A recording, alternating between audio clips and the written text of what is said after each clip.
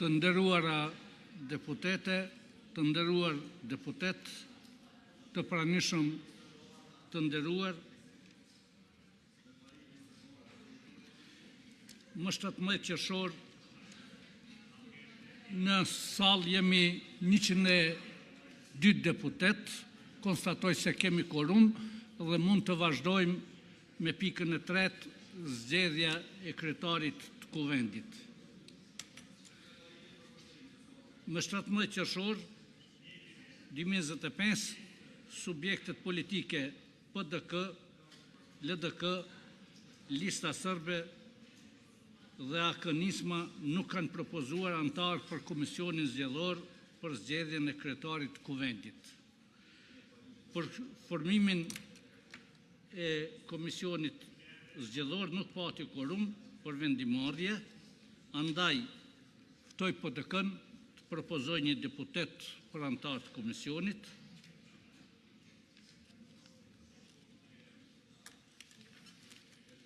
Ftoj LDK-n të propozoj një antar për komisionin përkatës. Ftoj Listën Serbe të propozoj një deputet për antar të komisionit.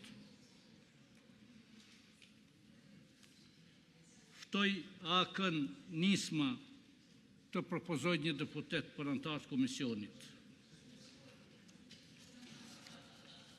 Nuk ka propozime, lus deputetët që me ngritje dore të deklarohen për komisionin zgjedhor për zgjedhjen e kryetarit të kuvendit.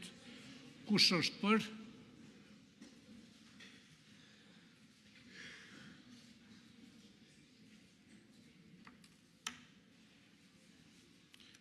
Kush është kundër?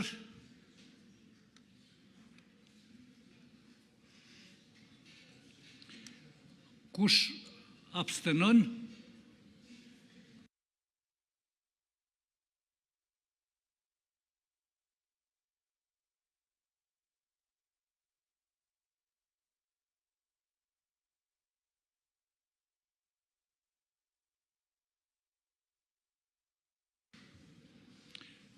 Pesëdhjetë e një deputet kanë dhënë votën për, kundër ka qenë 1, abstenim nuk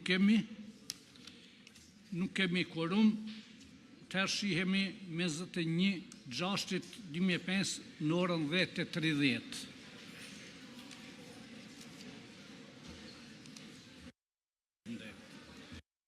Po është e qartë, sepse ne gjatë kësaj kohe për asnjë moment të vetëm nuk kemi parë një ndryshim të qëndrimeve nga ana e opozitës.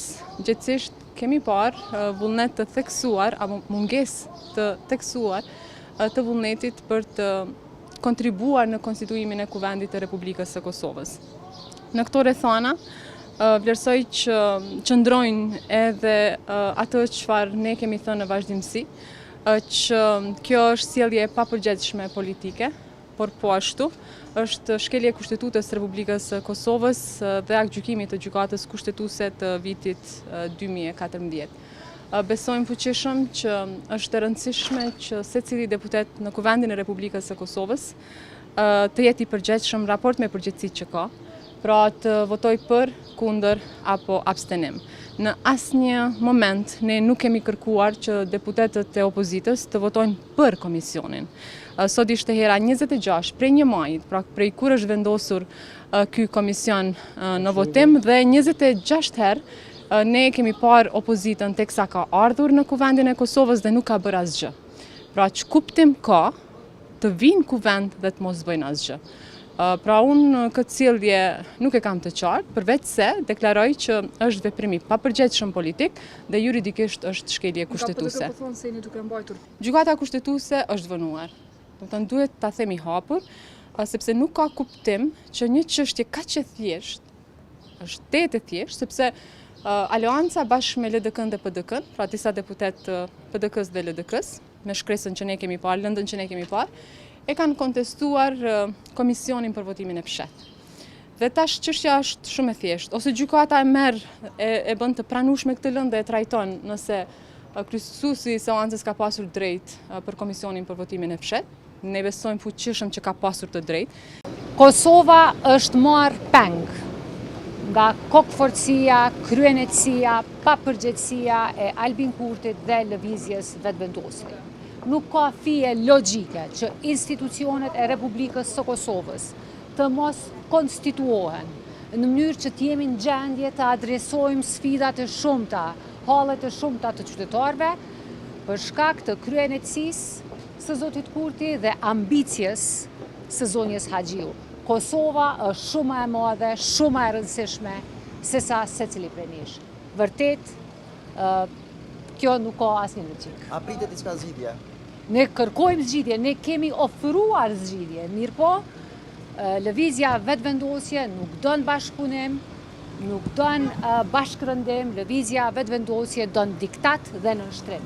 E Partia Demokratike e Kosovës nuk i nënshtrohet diktatit të Albin Kurtit. Një pyetje pak jashtë vendimit, sa janë dhe të shtentuar një ambasador nga SHBA-t. Pse nuk ndodh kjo dhe a mundet mbase një kontroll kësaj situatës në rast se ndodhet?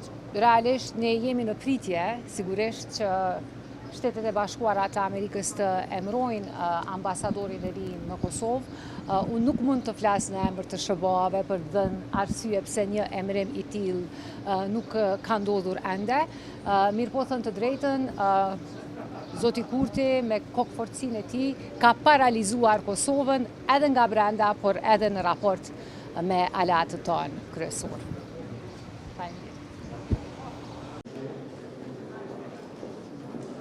Leni që në emën grupit parlamentar të LDK-s dhe kryesisë së saj, sot konfirmojmë që edhe takimi 34 i seancës parë për konstituimin e kësaj legjislature konfirmoj edhe njerë që çështjet politike dhe zgjedhjet e organeve deri në konstituim dhe në funksionalizim nuk mund të zgjidhen me procedura, por duhet zgjidhen me marrëveshje politike.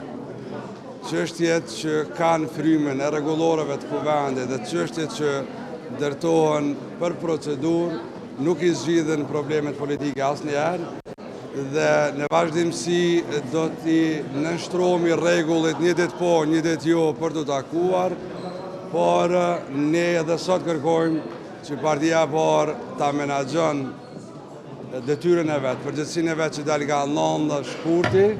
Ajo është që t'i jep mundësi që Kuvendi i Republikës të konstituohet sipas një marrëveshje eventuale që arrihet dhe të hynë në fazën e ndërtimit dhe legjitimimit të Kuvendit të Republikës. E dyta, ajo më pak e rëndësishme, ka të bëjë që duhet ta kuptojmë që dy binarët, sikur në rastin e parë, edhe procedurë, edhe politikë, marrëveshje politike, edhe deputet, edhe minister nuk mund të funksionon qeveria në detyrë, sepse po e shihni ditëve të fundit që ma shumë kalojnë kabinetit qeveritar në zyret e prokurorisë se sa në zyret e qeverisë. Këtë atë kohë që mbetet pas intervistimeve për gjetjet dhe dyshimet e bazume që prokuroria e shtetit dhe organet i kanë për gjithë autoritetet e këtij kabineti qeveritar, ata po vazhdojnë me bë vendime kundër kushtetutës dhe është abuzim i pastërt me pushtetin. Kjo nuk kupton që duhet të sanohet, duhet të largohet konflikti i interesit me ata përfaqësues në kabinet që kanë dhënë betimin për deputet. Praktikisht, edhe kjo e ngarkon dhe mund të ndikon në arritjen e një marrëveshje politike eventuale me grupe politike që vërtet nuk dojnë asnjë formë me leju që fryma kushtetutës edhe shkelja kushtetutës me ndodhë çdo ditë edhe mos mu parandalu. Megjithatë, një agjendë e shtëpisë bardhë që në tavolinë është aktive tash e disa vite dhe që ka shkaktuar marrëdhënie të kushtuara të kësaj qeveri dhe ti kryeministri në detyrë edhe me BE-n, edhe me qeverinë amerikane edhe me qeveritë partnere, po vazhdon të jetë kërkesë e jonja që përmes një qeverie kalimtare, të mos presim që të krijojnë situata ku vjen një qëndrim sikur që ndodhi shtunën e fundit nga presidenti amerikan zoti Trump, i cili e rastin e Kosovës e nënvizoi si ndërhyrje të tij në rujtjen e paqes, dhe dome këto 4 vite që ka ndodhur do të kthehet për të përmirësuar. Cila është doma më e madhe do të pyet që marrëveshja Vučić-Kurti në orë. Nga perspektiva jonë, nga ajo që ne lexojmë, kjo është ajo që Kosova që ka sjellë dëmin më të madh. Kjo pyetje duhet më bëj veç një njeri, mashtruesit, Albin Kurtit, për fat keq jemi të paguar çmimin që i kem besu një mashtruesi. Edhe për mu nuk ka befashi, ju e dini vlerësimin tim për te, por edhe kjo situatë duhet merr fund dikur. Pra, mashtruesi s'mundet pa kufi me u tallë me një vend. Po, ju lutem, kjo pyetje duhet me ju bë mashtruesit. Ka marrë shumicën e vota, po e man peng Kosovën, gjithë na tjerë jemi peng i tij, nuk bën me shkuën pa kufi. Këto takime tjera, prallat, piv kafe ky me ata, janë veç hajgare. Një njeri është duke mbajt peng Kosovën, e duke i bëhet këqia, po vazhdon me i bëhet këqia, unë s'jam i befashu, se unë e kam deklaru kush o ky njeri, po le të mushë mend një herë për gjithmonë, edhe ta kuptojmë çka na e gjën. Jemi takuar, kemi pas takim shumë të mirë, kemi biseduar gjitha temat, kemi pas një bisedë shtërruese, edhe